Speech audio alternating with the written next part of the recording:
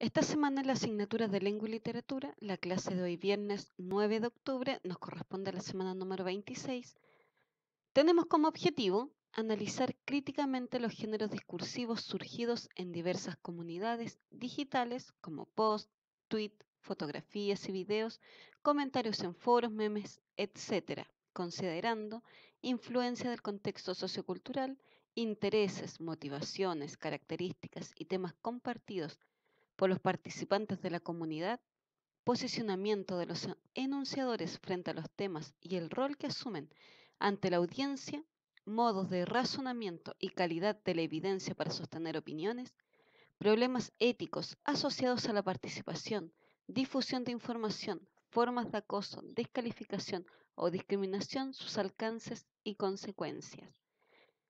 Para ello, ¿cierto? Vamos a comenzar recordando los contenidos teóricos que vimos la semana anterior el lenguaje. Cuando nosotros analizamos los discursos, en sí cierto tenemos que tener en cuenta varios elementos. Uno de estos elementos es el contexto sociocultural en el cual se ha dado a conocer, cierto, la información que estamos analizando, los discursos. El contexto sociocultural se puede considerar, cierto, como el campo donde interactúan y se superponen las influencias sociales. Y nosotros, dentro de lo que es el contexto sociocultural, encontramos varios elementos. El primero es el marco espacio-temporal, donde el lugar físico, el lugar social e institucional, y además el tiempo, donde se produjo esta interacción. Los siguientes son las características de los participantes. ¿Quiénes están participando? Su edad, ¿cierto? Su condición social, sus creencias, su ideología. Todos estos rasgos son fundamentales para analizar el contexto como tal. La finalidad, los referentes, en qué tipo de evento se ha proclamado, ¿cierto?, este discurso. ¿Cuál es la forma del lenguaje, perdón, del mensaje? ¿Cuál ha sido el canal, el código, el contexto o entorno textual? El contexto intertextual. Cuando nosotros hablamos de contexto, ¿cierto? Estamos hablando de la situación donde interactúan como tal. Y podemos hablar de contexto preintencional, es decir, aquella intención que yo tengo antes de realizar una acción, y del contexto o trasfondo. Dentro de lo que es el discurso, cuando nosotros hablamos de discurso, es ante todo hablar de una práctica social, de una forma de acción entre las personas que se articulan a partir del uso lingüístico contextualizado, ya sea oral o escrito. El discurso es parte de la vida social y a la vez un instrumento que crea la vida social. Desde el punto de vista discursivo, hablar o escribir no es otra cosa que construir piezas textuales a unos fines, orientadas, perdón, a unos fines y que se dan en interdependencia con el contexto, ya sea lingüístico, local, cognitivo y social. Nos referimos a cómo las formas lingüísticas se ponen en funcionamiento para construir formas de comunicación y de representación del mundo real o imaginario. Ahora bien, los usos lingüísticos son variados. Las personas tienen a su disposición un repertorio comunicativo que puede estar formado por una o más lenguas, por diferentes variedades lingüísticas y por otros instrumentos de comunicación. La lengua, como materia primera del discurso, ofrece a quienes la usan una serie de opciones fónicas, es decir, del sonido, gráficas, de cómo se escriben, morfosintácticas y léxicas, de construcción de oraciones, ¿cierto? Y de vocabulario, de entre las cuales hay que elegir en el momento de interactuar discursivamente.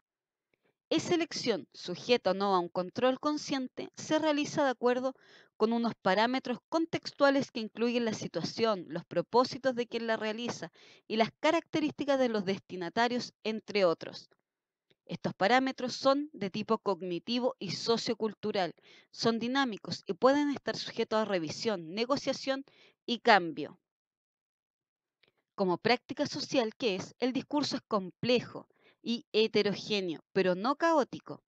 complejo en cuanto a los diversos modos de organización en que puede manifestarse, también en cuanto a los diversos niveles que entran en su construcción, desde las formas lingüísticas más pequeñas hasta los elementos contextuales extralingüísticos o histórico-culturales complejos. Asimismo, en cuanto a las modalidades en que se concreta, ya sea oral, escrita o icono-verbal. La heterogeneidad lingüístico-discursivo no solo no es caótica, sino que está regulada más allá del plano gramatical por una serie de normas, reglas, principios o máximas de carácter textual y sociocultural que orientan a las personas en la tarea de construir piezas discursivas coherentes y apropiadas a cada ocasión comunicativa. Comunicación que se entiende no tanto como un simple y mecánico, proceso de transmisión de información entre dos polos, sino como un proceso interactivo mucho más complejo que incluye la continua interpretación de intenciones expresadas verbal y no verbalmente, de forma directa o indirecta, o velada. Se conoce con ambos nombres. Esto implica tomar en consideración a las personas que usan esas formas y que tienen una ideología, una visión de mundo, así como una intención, metas o finalidades concretas en cada situación.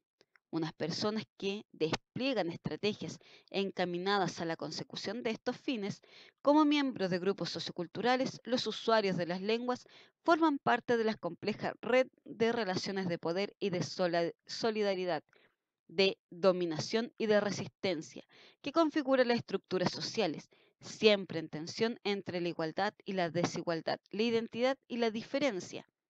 Las identidades sociales de las personas, complejas, variadas e incluso contradictorias, se construyen, se mantienen y se cambian a través de los usos discursivos, porque es en ellos donde se activan y se materializan esas caras que se eligen para cada ocasión. Todos los ámbitos de la vida social, tanto los públicos como los privados, generan prácticas discursivas que a la vez le hacen posible. La vida académica, la sanidad, las relaciones laborales, los medios de comunicación de masas, la vida familiar, el comercio, la justicia, la administración, como por ejemplo, ¿cierto? Son ámbitos que difícilmente se pueden imaginar sin el uso de la palabra, la conversación, el libro, la instancia, la receta, el prospecto, la entrevista, etc. Entonces, abordar el tema del discurso significa adentrarse en el entramado de las relaciones sociales, de las identidades y de los conflictos e intentar entender cómo se expresan los diferentes grupos culturales en un momento histórico, con unas características socioculturales determinadas. Entender, en fin, cierto, que esa conversación que arranca desde el inicio de la humanidad y que va desarrollándose a través de los tiempos, dejando huellas de dialogicidad en todas las manifestaciones discursivas, desde las más espontáneas y menos elaboradas hasta las formas monologales, monogestionadas y las más elaboradas. Cuando hablamos de géneros discursivos y las secuencias textuales, nosotros, cierto, tenemos que remitirlos inevitablemente a Aristóteles.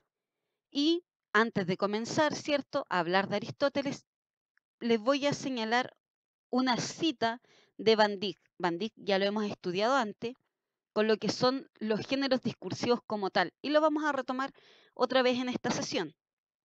Van Dyck señala, tan pronto como empezamos a observar de cerca la realidad cotidiana del discurso, nos encontramos con complicaciones que somos incapaces de resolver con nociones sobre el discurso basadas en el sentido común. En ese caso, podemos necesitar nociones teóricas que definan el principio o el final de un texto oral o escrito, su unidad o coherencia, las relaciones intertextuales entre diferentes discursos, las intenciones de los hablantes o escritores, las escenas, el tiempo, el espacio y otros aspectos del contexto comunicativo. Así pues, tendríamos que poder distinguir entre discursos simples y compuestos, o entre discursos y complejos discursivos. De acuerdo a lo que acabamos de señalar, cierto, Van Dyck, que es uno de los primeros teóricos junto con Aristóteles que comienzan a diferenciar los distintos tipos de texto, señala, cierto, que necesariamente nosotros, al tratar de organizarlos, de clasificarlos, tenemos que distinguirlo, cierto, entre lo que es la simplicidad del texto como tal y textos que ya necesitan cierta complejidad en cuanto a su estructura y al vocabulario en sí que se emplea.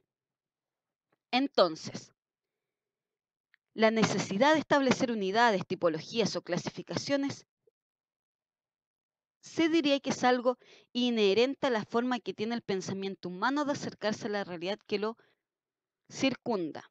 La misma actividad analítica no consiste en otra cosa que en diseccionar lo que es uno y parece que solo a través de la división y el contraste somos capaces de entender la globalidad de los fenómenos. El estudio de la actividad discursiva no se escapa a esta situación y vamos a hablar, cierto, de lo que señala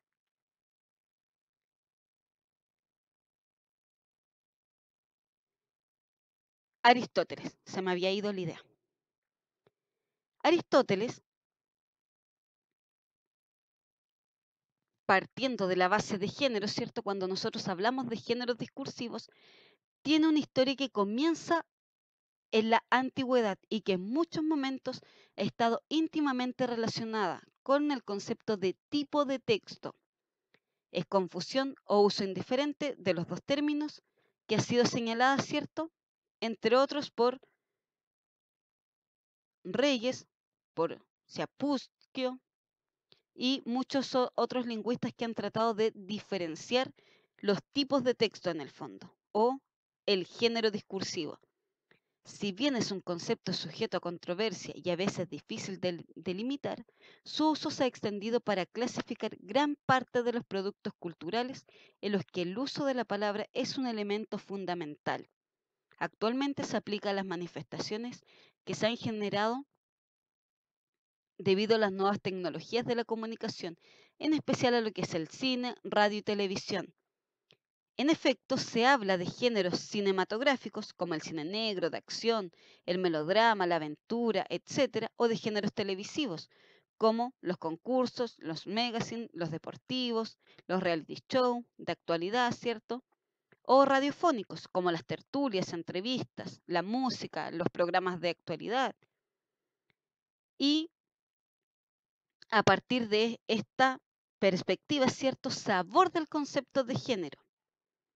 La primera clasificación de géneros discursivos no literarios se la debemos a Aristóteles, quien en su retórica, obra de Aristóteles, plantea que los discursos pueden ser de tres tipos: forense o jurídico, deliberativos o políticos, o epidícticos o de ocasión. Aristóteles aborda su clasificación atendiendo a los discursos en uso en la vida social, pública de su tiempo, orales y ante una audiencia, y por lo tanto se refiere a ámbitos de la vida institucional. Este criterio, basado en las prácticas discursivas existentes, se mantendrá hasta hoy como uno de los criterios fundamentales para estudiar los géneros discursivos. Considerar el ámbito en el que se produce un género determinado implica tomar en consideración las finalidades, los actores, los temas propios de ese ámbito y como consecuencia las formas verbales y no verbales propias o adecuadas para cada caso. En esta interpretación, que es mucho más actualizada, podemos considerar los géneros establecidos por la retórica de Aristóteles de la forma, cierto, que tenemos en esta imagen que está proyectada sobre el recuadro gris. De acuerdo al acto de habla, ¿cierto? Su finalidad, el resultado, el auditorio y la orientación temporal, los géneros deliberativos se utilizaban para aconsejar o desaconsejar. Su finalidad era buscar, ¿cierto?, la utilidad. El resultado era decidir. ¿Quién era el auditorio? ¿A quién estaba destinado? A los miembros de la asamblea. Y su orientación temporal era hacia el futuro. El deliberativo era para tomar decisiones, ¿cierto? Aconsejar hacia lo que es el futuro. El género forense tenía como finalidad defender o acusar. La finalidad era aprobar, ¿cierto?, si era justo o injusto su resultado, decidir. ¿Quién era el auditorio? El juez, y estaba orientado, temporalmente hacia el pasado. El epidíctico o de ocasión El acto de habla que predominaba, ¿cierto?, era el alabar, el culpar. ¿Cuál era su finalidad? Señalar si algo era bello o feo. Su resultado era no decidir, sino que solo, ¿cierto?, entregar alguna apreciación personal. El auditorio era el espectador y su orientación temporal era en presente, pasado y futuro.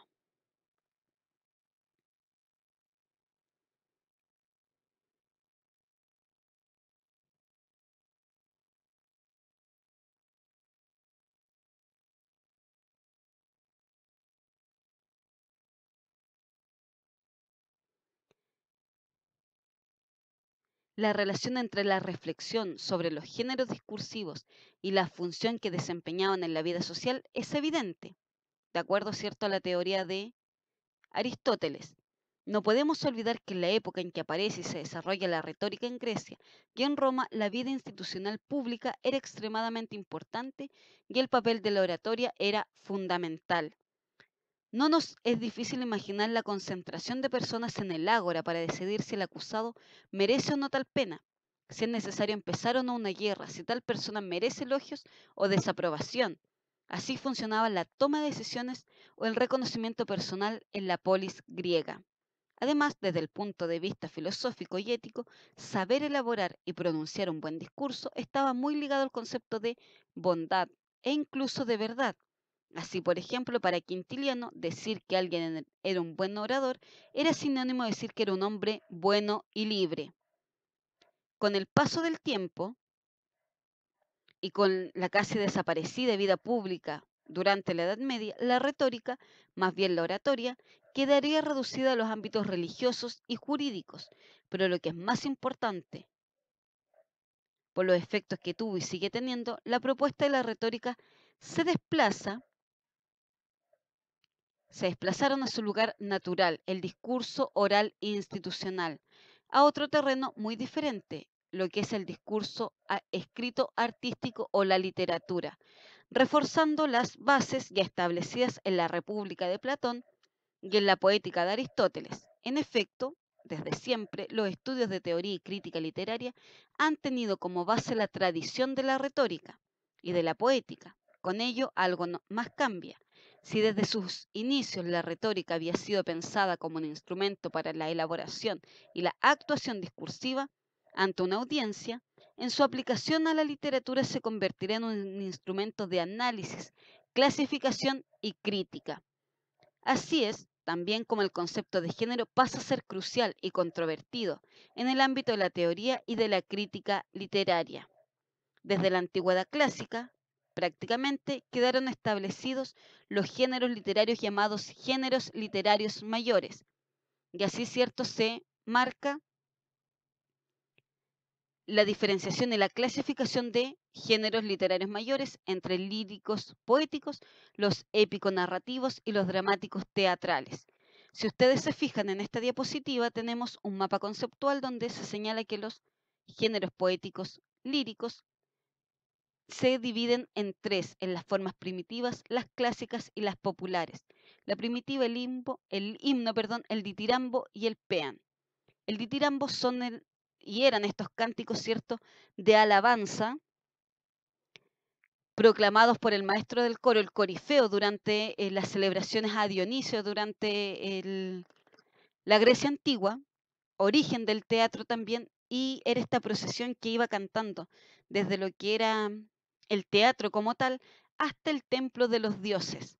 Los himnos, ¿cierto?, también tenían esta finalidad de alabar a alguien. En cuanto a las formas clásicas, tenemos la oda, la elegía, la sátira, el epístola y la égloga. Y en cuanto ya a las formas más populares, tenemos lo que es canción, villancicos, jarcha, seguidilla, romance y balada lírica. En cuanto a las formas medievales renacentistas de la canción, tenemos lo que es la trova, la petrarquista y el soneto. El soneto, cierto, es fundamental y aún se mantiene hasta nuestros días con su composición de 14 versos en decasílabos de 11 sílabas cada uno, formado por 2 cuartetos y 2 tercetos. Es decir, que tiene 4 estrofas en el fondo. Las 2 primeras tienen 4 versos y las dos segundas, ¿cierto?, tienen 3 versos. 2 cuartetos y 2 tercetos. 14 versos en decasílabos. Los géneros épicos narrativos se dividen en solo verso, en verso o estrofa, y en prosa. En verso tenemos la epopeya, y la epopeya, ¿cierto?, son estos poemas narrativos de carácter épico en donde se relatan las hazañas de grandes héroes o dioses, como por ejemplo las aventuras de Ulises u Odiseo. Tenemos también lo que es Gilgamesh. Se relatan las aventuras de grandes dioses principalmente durante lo que es la antigua Grecia. Dentro de la epopeya tenemos mezcla, ¿cierto?, con lo que es la lírica, el himno, el canto, lo que es rapsodia, saga, gesta, leyenda y balada y romance. Además, ¿cierto?, de tener un carácter heroico, religioso y filosófico. En cuanto a lo que es verso y prosa, tenemos el romance a nivel caballeresco, sentimental, pastoril, griego y de aventuras. El romance son estas historias, ¿cierto? Pueden ser en tipo poema o en prosa como tal, en donde se relatan los amoríos de grandes héroes. Por ejemplo, el Cantar del mío Cid. Los romances del Cid Campeador son parte de lo que es la narrativa épico-narrativa. En cuanto al cuento, tenemos a nivel folclórico, fantástico y realista, apólogo, ¿cierto? Fablium y facesia. En cuanto a la prosa, tenemos lo que es novela corta y la novela ya más extensa. En cuanto a la novela, autobiografía, elementos formales, ¿cierto? Diálogos, epistolar, lírica. Y la novela la picaresca, propia de la Edad Media, siglo de oro, no Edad Media, propia del siglo de oro, en donde aparece el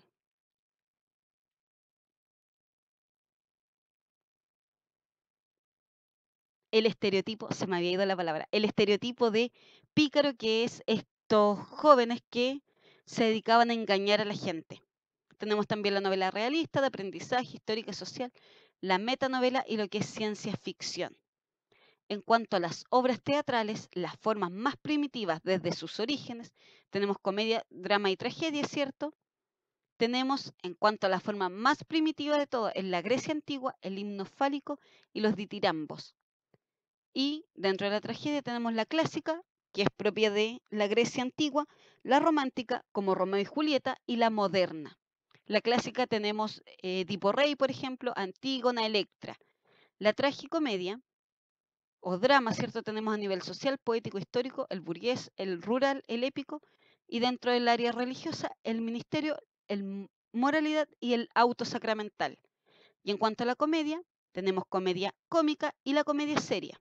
La cómica a nivel burlesco, la farsa, el entremesa, el sainete, y la serie como la costumbrista, alta comedia de intriga y de carácter. Además, dentro de los géneros teatrales tenemos lo que está musicalizado, como la ópera, la opereta, la zarzuela, la revista, la tonadilla y la comedia musical. Es mucha información, lo sé.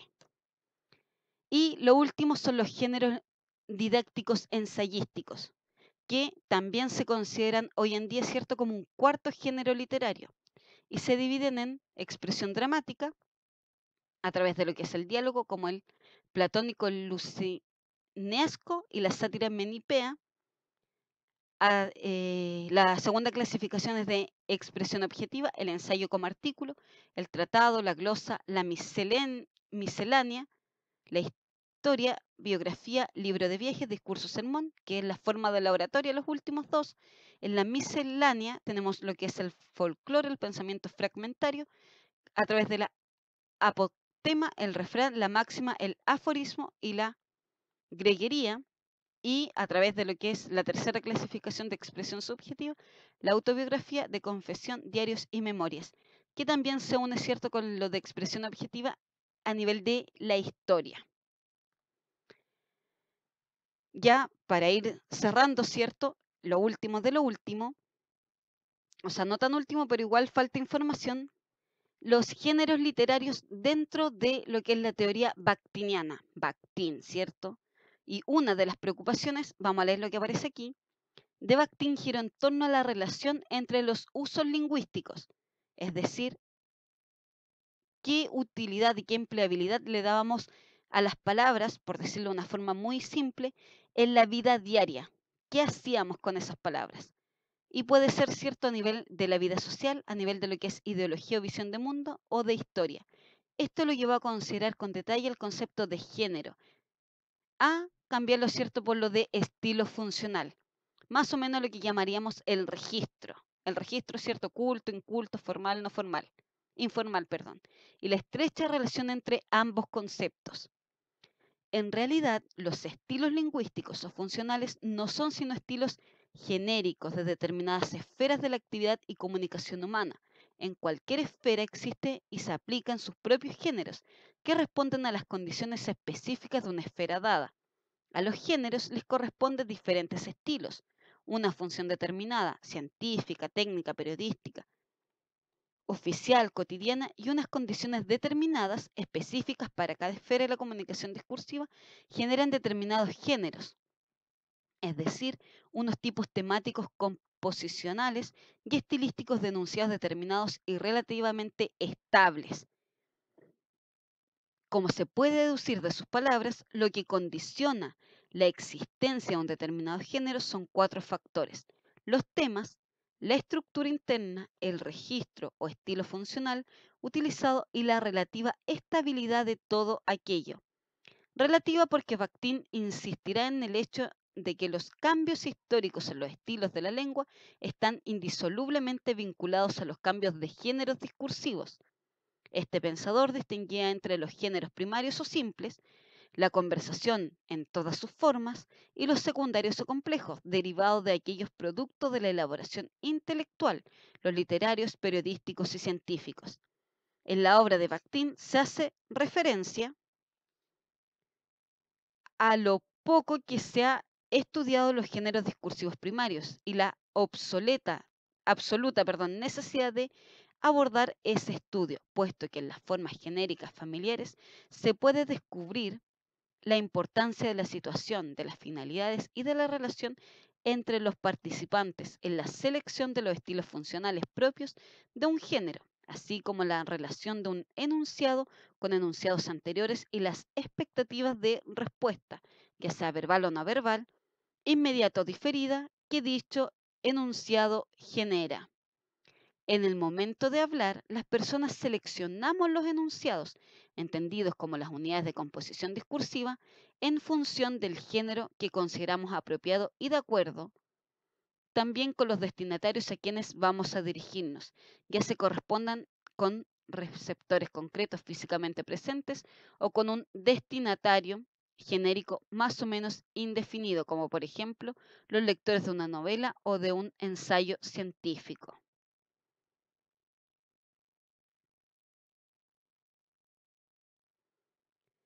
Para aprender una lengua no solo aprendemos sus elementos gramaticales, sino también a reconocer y usar las formas genéricas ligadas a las esferas de la actividad en que se organizan.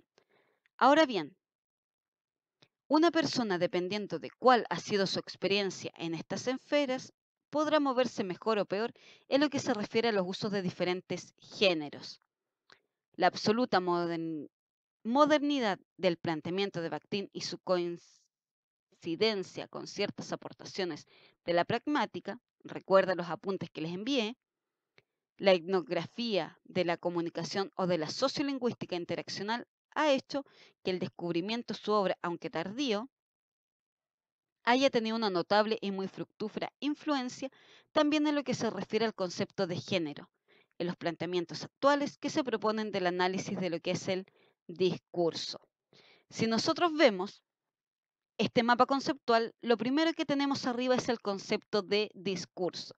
Y el discurso, que es una interacción social, ¿cierto?, se va a dividir en los géneros como tal. Y estos géneros van a generar, valga la redundancia, enunciados. Y los enunciados pueden estar a nivel de perspectiva ilocutiva,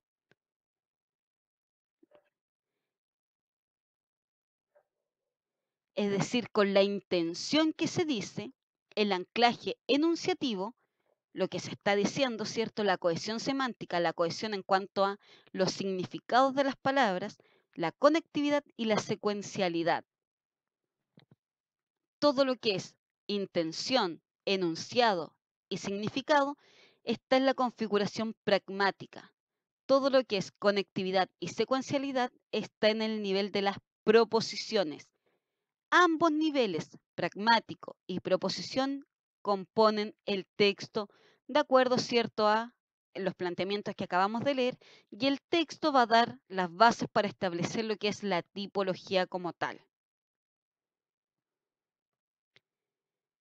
¿Cómo se puede organizar el discurso? Mediante, ¿cierto? Esto no lo vamos a explicar porque ustedes ya lo manejan muy bien, lo que es la narración, la descripción, la argumentación, la explicación o el diálogo. Y pasamos a lo que es la actividad de esta semana. Van a leer el texto El show del yo, es el capítulo número 1 de la obra La intimidad como espectáculo de Paula Sibila, y van a responder las siguientes interrogantes. A. ¿Cuál es el propósito del autor al citar a Nietzsche y a Lola Copacabana, al inicio del ensayo? B. ¿Cuál es la crítica que plantea la autora? C. ¿Cuál es el propósito de plantear esta crítica? D. ¿Cómo debe ser entendido el ensayo? E. ¿Cómo interpretas las referencias a la revista Time que publicó en su portada un espejo? Y F. ¿Cómo se vincula la referencia a Narciso con la participación en las redes sociales? El capítulo El show del yo de la obra La intimidad como espectáculo va a estar subido en la plataforma MySchool para que comiencen con la lectura y a trabajar en estas interrogantes de análisis, poniendo en práctica, ¿cierto?, todo lo que es la ética dentro de las redes sociales y los contenidos en relación a lo que es discurso que acabamos de explicar y que vimos la semana anterior en la asignatura de lenguaje. No olviden nuestro horario de clases, que es hoy, viernes, de 10:05 a 10:35. Recuerden tomar apuntes de los contenidos teóricos para aclarar todas las dudas que pudiesen surgir en la realización de esta actividad.